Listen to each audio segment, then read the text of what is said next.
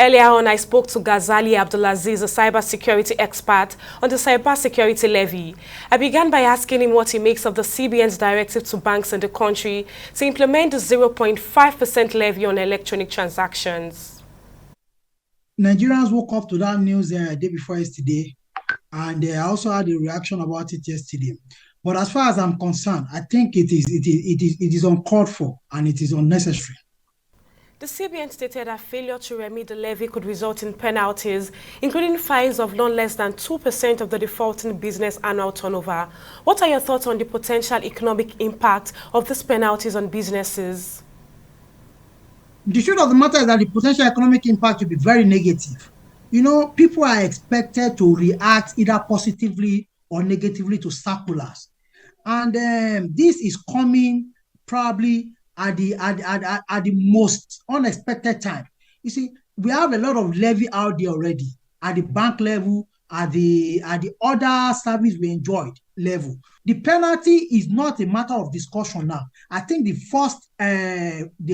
first point of discussion should be whether it is right for the government to charge Nigerian citizens what we call cybersecurity levy. The penalty will definitely come if it is right for us to pay it, and if we fail to pay it, you'll be penalized. So discussing on the penalty, I don't think it is the most important thing for now. Looking ahead, what do you think are the potential long-term implications of the cybersecurity levy on Nigeria's financial system, economy, and broader efforts to combat cybercrime? Getting the fund through cybersecurity levy is not sustainable because the act of securing critical infrastructures lies in the operator and the owner of those infrastructures. The federal government needs to look at a sustainable way of combating cybercrime, and they can't do this all alone. The owners of those critical infrastructure, because if you look at one of the significant reasons that was given for this cybersecurity levy was to fund our critical infrastructure protection. You cannot secure our critical infrastructure all alone.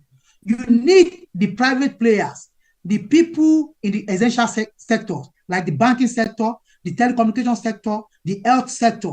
So what the government needs to do is not to concentrate on the funding, because the funding we get, we receive what we call resistance. And that's going to be a showstopper. It's going to be a bottleneck, right? What the government should focus on basically is to say they can pull all these operators in the critical infrastructure sector together and make sure that they put in place cybersecurity measure.